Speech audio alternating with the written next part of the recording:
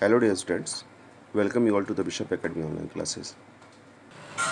Today we understand about the chapter number 4, that's named the strategy of industrial growth, where we understand about the since 1947 to till 1990, यानी कि आज का जो हमारा chapter है इसमें हम स्ट्रेटजी ऑफ इंडस्ट्रियल ग्रोथ के बारे में पढ़ेंगे और वो कहाँ से कहाँ तक 1947 से लेकर 1990 तक, और it is our second part. Our today's topic is factor necessitating direct participation of the state in the industrial development. यानी कि आज का हमारा जो टॉपिक है जिसमें स्टेट का इंडस्ट्रियल डेवलपमेंट में सीधा पार्टिसिपेशन क्या रहा उसके बारे में हम समझेंगे.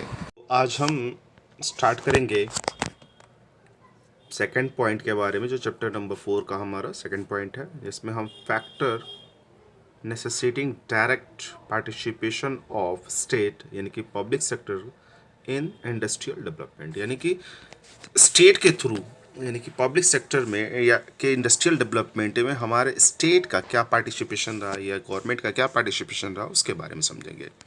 तो सबसे पहले देखते हैं कि लाइन क्या कहती है. तो along with the need to develop industry as epicentre of growth, जैसा हमें पता है कि इंडस्ट्री के डेवलपमेंट की अगर बात करते हैं तो वो किस फोकस को रख के किया जाता है? एपिक सेंटर ऑफ ग्रोथ, यानी कि ग्रोथ तब पॉसिबल है जब हमारी इंडस्ट्री डेवलप हो रही हो.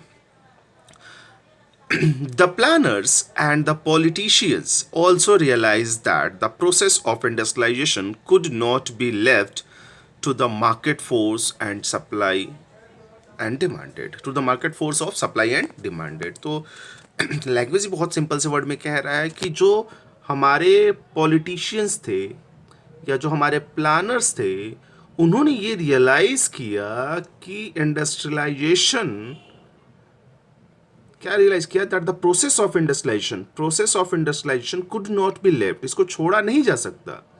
किस बेसिस पे? जो मार्केट की सप्लाई है, मार्केट की जो फोर्स ऑफ सप्लाई है, यानी कि जो चीज़ मार्केट की ज़रूरत है और उसकी जो डिमांड है, उसका जो दबाव है, उसको हम छोड़ नहीं सकते. यानी कि हमारे लोगों को किस चीज़ की ज़रूरत है, कैसे उसको पूरा किया जाए, क्या होना चाहिए, इस कंडीशन में हम क्या फेस करते हैं? मार्केट फोर्स को फेस करते हैं. तो इस मार्केट फोर्स को हम क्या नहीं कर सकते? कुड नॉट बी लेफ्ट, हम इसको छोड़ नहीं सकते. यानी कि हमें अपने लोगों की ज़रूरतों को पूरा करते हुए क्या करना है? उन ज़रूरतों को फोकस करते हुए, अपने लोगों की ज़रूरतों को देखते हुए इंडस्ट्रियलाइजेशन को करने का काम करना है. आगे देखते हैं. Also it could not be left to the wisdom of private entrepreneur. इसमें एक चीज़ और हमारे प्लानर और पॉलिटिशियन ने सोचा कि इसको हम नहीं छोड़ सकते. किस रूप में?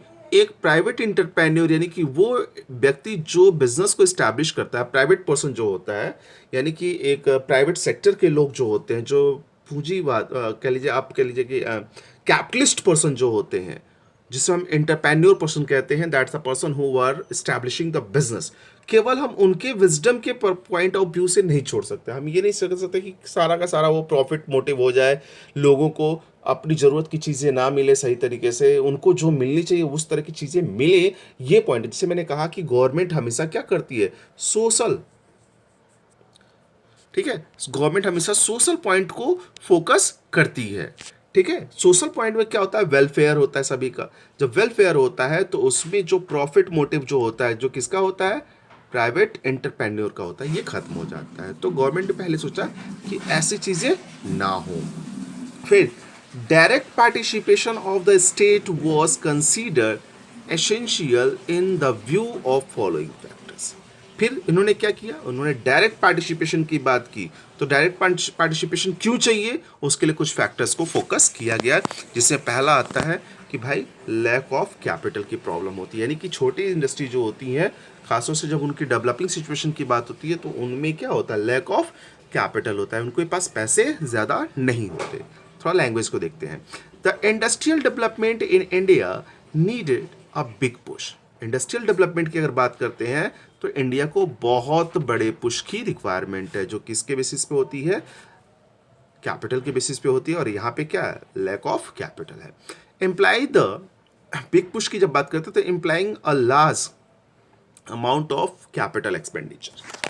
अभी यहाँ पे एक वर्ड आता है जो अक्सर मैंने आप लोगों से पूछा है कि एक्सपेंडिचर और कैपिटल एक्सपेंडिचर क्या होता है। देखिए, एक्सपेंडिचर खर्चे होते हैं, लेकिन ये वो खर्चे होते हैं, ये वो एक्सपेंसेस होते हैं जो हम किसी चीज़ को अर्न करने के पॉइंट ऑफ व्यू से करते हैं। जैसे आपने एक शॉप इस्टेब्लिश की और शॉप में कुछ पैसे लगाए, तो वो आपने खर्च किया, लेकिन किस मोटिव को? कमाने के मोटिव को। तो ठीक इसी तरीके से कैपिटल एक्सपेंडिचर जो होते हैं, ये वो एक्सपेंसेस होते हैं जिसमें हम क्या करते हैं, कैपिटल गुड्स के ऊपर इन्वेस्टमेंट करते हैं, ठीक है, और उस इन्वेस्टमेंट से हम किसी चीज़ को प्रोड्यूस करके अमाउंट को अर्न करने का काम करते हैं।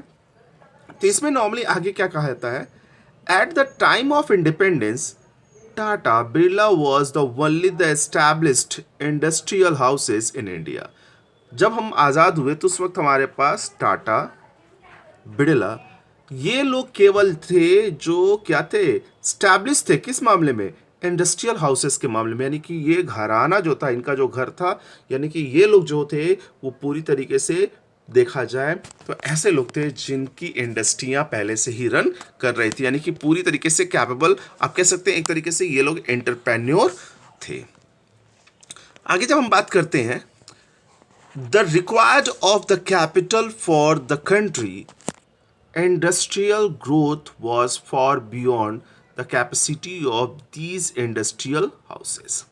यानी कि यहाँ पे बहुत अच्छा वर्ड बोला गया, the requirement of the capital for the country, यानी कि कंट्री के इंडस्ट्रियल ग्रोथ के लिए जिस कैपिटल की रिक्वायरमेंट थी वो क्या थे, the for beyond the capacity of these industrial houses, जो कि बहुत ही पीछे से, किससे, ये जो इंडस्ट्रियल टाटा बिरला जो हमारे पास थे, इनके कैपेबिलिटी में हमारी जो कैपिटल रिक्वायरमेंट थी वो क्या थी, बहुत ही पीछे थी। किसकी? खासतौर से पब्लिक सेक्टर की, और कह लीजिए जो हमारी इंडस्ट्रियल ग्रोथ थी उसकी। आगे, according it's become essential for the state, accordingly it's become essential for the state. इस तरीके से देखा जाए तो ये बहुत ही जरूरी हो गया गवर्नमेंट के लिए to achieve the industrial growth. वो क्या करे, इंडस्ट्रियल ग्रोथ को फोकस करे, उसको अचीव करने का काम करे through the public sector undertaking. क्या करे, पब्लिक सेक्टर अंडरटेकिंग, यानी कि पब्लिक सेक्टर अंडरटेकिंग का सेंस ये है कि वो एंटरप्राइजेस या वो इंडस्ट्री जिसको वो क्या करे, गवर्नमेंट के कंट्रोल में लेके आए। तो वो क्या करे, ऐसी इंडस्ट्रीज जिनको किसकी जरूरत है, जिनके पास कैपेसिटी नहीं है, जिनके पास क्या है, लैक ऑफ कैपिटल है, ऐसी इंडस्ट्रीज को गवर्नमेंट क्या करे, अपने अंडर कंट्रोल लेके आए और उनको क्या दे, कैपिटल की जो रिक्वायरमेंट है उसको फुलफिल करके उनको ग्रोथ देने का काम करे। थोड़ा सा यहाँ पे कुछ पॉइंट दिया, पब्लिक एंड प्राइवेट सेक्टर्स की जब बात करते हैं तो एक सिंपल सी वर्ड समझ लीजिएगा, पब्लिक और प्राइवेट सेक्टर की जब बात करते हैं तो जो पब्लिक सेक्टर होता है उसमें जो एंटरप्राइजेज होते हैं वो फुल्ली कंट्रोल और रन किए जाते हैं किसके थ्रू, गवर्नमेंट के थ्रू। यानी कि वो एंटरप्राइजेज जो गवर्नमेंट के कंट्रोल में होते हैं उसे पब्लिक सेक्टर एंटरप्राइज करते हैं, और प्राइवेट सेक्टर जो होते हैं वो प्राइवेट हैंड यानी कि प्राइवेट इंडिविजुअल के थ्रू कंट्रोल एंड मैनेज करने का काम किया जाता है। तो जब भी इसके बीच में डिफरेंसेस आए तो ये मेन डिफरेंसेस हैं, आप इसको समझ लीजिए। आगे हम चलते हैं सेकंड पॉइंट पे। तो अगला पॉइंट आता है लो एंडेसमेंट टू इन्वेस्टमेंट, यानी कि हम अगर पैसे लगाते हैं तो हमको रिटर्न थोड़े से कम मिलते हैं, ये एक प्रॉब्लम रही है। The private investors lacked the endorsement to investment, it was owing to limit size of market, unlimited size of market was owing to the low level of demand। अब यहाँ पे दो चीज़ें आती हैं। अब लो इन्वेस्टमेंट और टू इन्वेस्ट की अगर बात करें तो पहली चीज़ है प्राइवेट सेक्टर जो इन्वेस्टर हैं वो लैक्ड ऑफ इन्वेस्टमेंट को मेंटेन करते हैं, यानी लैक ऑफ इन्वेस्टमेंट की बात रखते हैं, वो ज़्यादा पैसे उन जगहों पे लगाना पसंद नहीं करते जहाँ से उनको रिटर्न्स ज़्यादा नहीं आता। तो यहाँ पे एक चीज़ और आती है, जैसे यहाँ पे लिखा है it was owing to limit size of market. ये क्या होता है कि अगर हम प्राइवेट सेक्टर की तरफ जाते भी हैं तो कहीं ना कहीं देखा जाए अगर बहुत छोटे हाउसेज हैं तो उनके पास एक प्रॉब्लम होती है कि बहुत बड़े मार्केट को एक्वायर नहीं कर सकते, तो उनके पास मार्केट क्या होता है, लिमिट हो जाता है। और size limited size of market was owing the low level of demand. जब मार्केट हमारा छोटा होगा तो डिमांड भी क्या होगी, वो कम होगी, यानी कि डिमांड प्रोडक्ट की ज़्यादा नहीं होगी। इसका मतलब समझ लीजिए पहले से, मान लीजिए एक मार्केट है जहाँ पे 1000 लोग रहते हैं और दूसरा मार्केट है जहाँ पे 10,000 लोग रहते हैं। तो अगर पहले वाले मार्केट में रहता है तो वो 1000 लोगों को ही कवर कर पाता है, यानी 1000 लोगों की रिक्वायरमेंट को पूरा कर पाता है। लेकिन अगर वो दूसरे मार्केट को एक्वायर नहीं कर पाता तो सिचुएशन में उसकी जो मार्केट वो क्या है, लिमिटेड है। लेकिन अगर वो कैपेबल है और उसके पास क्या है, कैपेसिटी है, तो वो क्या कर सकता है, अपने मार्केट को एक्सपेंड कर सकता है, यानी कि बड़ा कर सकता है। और जब बड़ा होगा तो क्या होगा, डिमांड भी ज्यादा होगी, सप्लाई भी ज्यादा होगी और इनकम भी ज्यादा होगा। यहां स्टेटमेंट को थोड़ा समझ लेगा। जैसे यहां पे कह रहा है कि limited size of market owing the low level of demand. जब मार्केट हमारा छोटा होगा तो डिमांड भी क्या होगी, कम होगी। And level of demand was लो। अगर लेवल ऑफ डिमांड क्या हो, लो हो, तो इनकम भी क्या होगा, लो होगा। इस तरीके से अगर देखा जाए तो ये अगर देखें वाइस सर्कल के ऑपरेशन पे वर्क करता है। अगर डिमांड ज़्यादा लो, देखिए यहाँ पे जैसे एक फॉर्मेट बनाया गया है, लो इनकम है तो लो डिमांड होगी, तो मार्केट साइज भी क्या होगा, लिमिटेड ही होगा। तो इन्वेस्टमेंट भी क्या होगा, आपका लिमिटेड ही होगा। यहाँ ना लो इन्वेस्टमेंट और टू इन्वेस्ट, यानी कि जो लोगों की इच्छा होगी इन्वेस्टमेंट करने के लिए, जो लोग पैसा लगाना चाहेंगे वो कम होगा। और साथ ही साथ लो इन्वेस्टमेंट होगा तो फिर लो इनकम होगी। एटलीस्ट कहने का मतलब ये है कि ये जो साइकिल रन कर रहा है वो इस सिचुएशन में क्या होगा, इनकम हमारे पास ज़्यादा होगी तो इन्वेस्टमेंट ज़्यादा होगा, नहीं तो कम होगा। आगे हम बात करते हैं थर्ड पॉइंट की। थर्ड पॉइंट है growth with social justice. Growth with social justice की जब बात करते हैं तो इसमें क्या है, हमारी गवर्नमेंट का सोच क्या है। जैसे मैंने भी आपसे कहा, गवर्नमेंट वेलफेयर को मेंटेन करती है। जब गवर्नमेंट वेलफेयर को मेंटेन करती है तो वो सोचती क्या है कि लोगों को फायदा हो, यानी कि ये लोगों के लिए हो। तो यहाँ पे नॉर्मली क्या है, the growth with social justice. The government realise that this objective of could be achieved only through the direct participation of the state in the process of industrialization। यानी कि इंडस्ट्री में से जो बेनिफिट लोगों को मिलने वाला है, तो गवर्नमेंट ने सोचा कि ये तभी पॉसिबल है जब क्या करे, गवर्नमेंट सीधे सीधे, यानी कि could be achieve only the through the direct participation. गवर्नमेंट क्या करे, सीधे पार्टिसिपेट करे, किसके through, the state of the process of industrialisation. यानी कि हर एक स्टेट के लोग, हर एक गवर्नमेंट क्या करे, सीधे इंडस्ट्रियलाइजेशन के लिए सीधे पार्टिसिपेट करना शुरू करे। यानी कि इंडस्ट्री तब ग्रोथ करेगी, लोगों का फायदा तब होगा जब लोगों के पास क्या हो, कैपिटल हो। जब कैपिटल होगा तो लोग क्या करेंगे, बिजनेस को बड़ा करने का काम करेंगे। तो गवर्नमेंट ने सोचा कि ये सारी चीज़ें हम क्या करें, सीधे सीधे डायरेक्ट पार्टिसिपेशन के थ्रू क्या करें, इंडस्ट्रियलाइजेशन के प्रोसेस को बढ़ाने का काम करें। Because it require the investment that generates the employment rather than the investment that maximise the profit. कहता है कि ये, यानी कि बिजनेस या इंडस्ट्री की बात करें, इसको क्या चाहिए, इसको चाहिए इन्वेस्टमेंट चाहिए, इसको चाहिए इन्वेस्टमेंट। किसके कंपेयर में भैया, इन्वेस्टमेंट चाहिए इसको, किसके लिए, एम्प्लॉयमेंट को जनरेट करने के लिए। जब कंपनी बड़ी होगी, डिमांड ज़्यादा होगा, तो कंपनी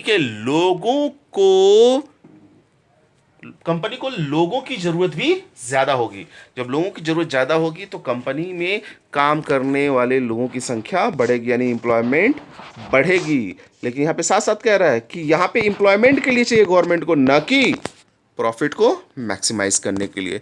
मतलब ये है, गवर्नमेंट ये सोचती है कि भैया पैसा हम लगाएं ताकि लोगों को काम मिले, न कि हमको उससे फ़ायदा हो। आगे चलते हैं। यहाँ पे कुछ control of commanding heights of economy की अगर बात करता है तो यहाँ जो बॉक्स में आपकी बुक में दिया हुआ है, नॉर्मली इसमें कहता है the commanding heights of the economy refers to the industries of strategic significance. या कमांडिंग हाइट्स ऑफ स्ट्रेटेजी क्या करता है, उन चीज़ों को रेफर से हम क्या करते हैं, इंडस्ट्रियल पॉइंट ऑफ व्यू को लेके स्ट्रेटेजी बनाने का काम करते हैं। These industries including the those like a transport and communication, दोनों की बात कर रहा है, word of strategic significance because they provide an infrastructures based for overall spread the industrialisation in the economy. मतलब ये क्या करते हैं, ये ऐसे बेस को प्रोवाइड करने का काम करते हैं जिससे हर एक तरह की जो इंडस्ट्री हो उसका ग्रोथ हो सके और साथ ही साथ इकोनॉमी का भी ग्रोथ हो सके। फिर से समझिएगा, these industries were of strategic significance because they provide the infrastructure base. Infrastructural base provide करने की बात करें, इंफ्रास्ट्रक्चर में क्या, ट्रांसपोर्ट हो गया, कम्युनिकेशन हो गया, मान लीजिए बैंकिंग सिस्टम हो गया, दुनिया भर की जो चीज़ें होती है उनको ये प्रोवाइड करने का काम करता है। और कहता है क्या कि of the industrialisation in the economy में the government decided to develop these industries as the public sector undertaking. तो इन इंडस्ट्रीज को जो क्या करती हैं, इस तरह के इंफ्रास्ट्रक्चर को देने का काम करती है। यानी कि अगर हम बात करते हैं तो कम्युनिकेशन और ट्रांसपोर्टेशन जैसे फैसिलिटीज़ को जो प्रोवाइड करने वाली इंडस्ट्रीज होती हैं उनको government decide to develop these industries as a public undertakings. तो इन इंडस्ट्रीज को गवर्नमेंट ने क्या सोचा कि पब्लिक अंडरटेकिंग के रूप में हम क्या करें, अंडरटेकिंग करने का काम करें, यानी पब्लिकली इसको हम डेवलप करने का काम करें। अब हम बात करते हैं नेक्स्ट पॉइंट का। The commanding heights also include the industries of defence production और which owing their strategic needs of the country's defence. देखा जाए तो कमांडिंग हाइट्स होता है वो क्या करता है, जो डिफेंस प्रोडक्ट होते हैं जो हमारी सिक्योरिटी से रिलेटेड होते हैं उनको भी मैनेज करने का काम करता है, उस तरह के प्रोडक्ट को प्रोड्यूस करने का काम करता है। Could not be left the hand of the private enterprises, जिसको हम क्या कर सकते हैं, प्राइवेट इंटरप्राइजेस के अंदर या प्राइवेट इंटरप्राइजेस यानी प्राइवेट कंपनियों को के हाथों में नहीं रख सकते।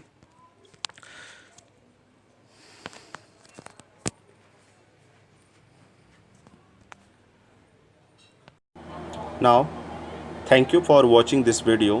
If you have any type of the queries, you should be consult through the Google Classroom. That's all.